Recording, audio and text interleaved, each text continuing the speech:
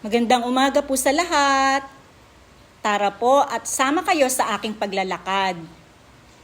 Alam nyo ba, dito lamang po ito sa loob ng aming lugar.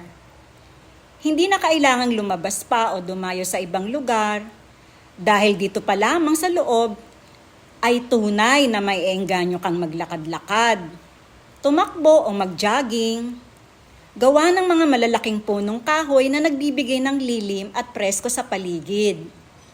Tignan nyo naman, tunay na napakalamig ang pakiramdam at maririnig mo pa ang mga huni ng ibon na siyang nagpapagana sa iyong gumawa ng iyong exercise tuwing umaga.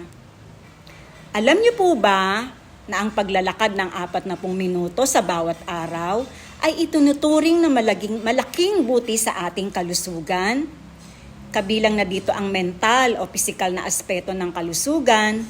Ang paglalakad ng 40 minuto ay nagpapababa ng blood pressure, nagpapaganda sa sirkulasyon ng dugo, at nakakabawas sa panganib ng sakit sa puso.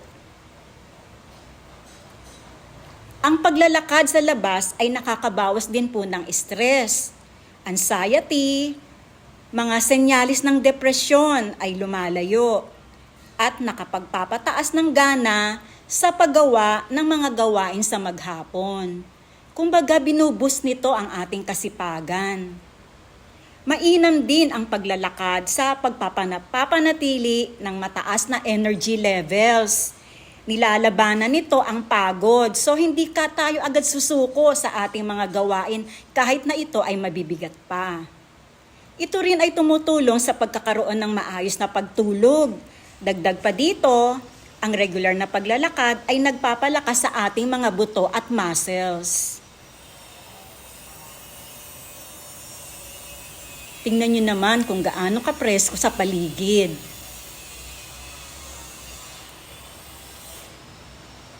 At higit sa lahat, ayon nga pala sa isang pag-aaral, ang regular na paglalakad ng 40 minuto sa kada araw ay siyang tunay na kapagpapahaba ng buhay. Yan naman ang ating gusto, di ba po?